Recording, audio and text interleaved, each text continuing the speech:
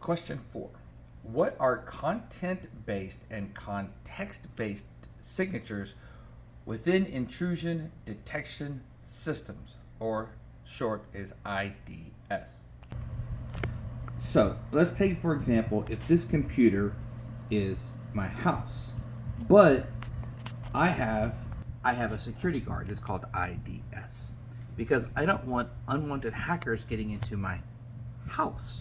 Which, for this example, we're just going to say it's a computer right here. Kind of a generic example, so-so example of how the IDS part works. Now let's get into the rest of it.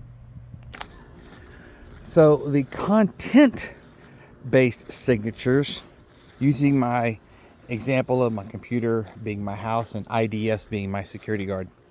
Let's say my security guard has a list, right?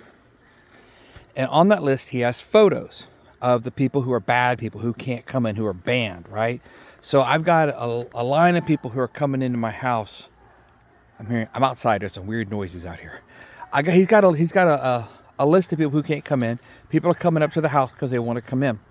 But he's checking off the list. He's like, see that photo right there? You can't come in.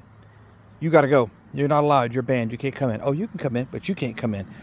That's a cool thing. Now, here's the bad side of it, is that what if there is a person who is a hacker or a bad actor, so to speak, but their photo is not on the list and they still get in? So a little bit of an issue right there.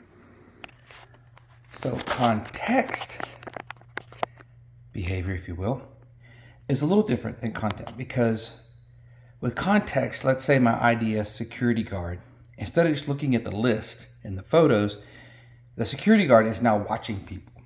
Okay, so once again, we're outside of my house and the security guard takes note that there's someone who's not really in line. They're not really trying to come in and walk around and looking at stuff, peeping in the windows, knocking on the windows, checking doors, just stuff like that. They're like, hold up, something is wrong with that. That's not a good thing. So in the context thought is that you could see that person and you could see they're doing something wrong. Obviously, no, you got to go. You can't be here. You're not in line. You're not doing what you're supposed to be doing. We don't know who you are. You got to leave. Now, here's the problem with that, is that person could be just lost.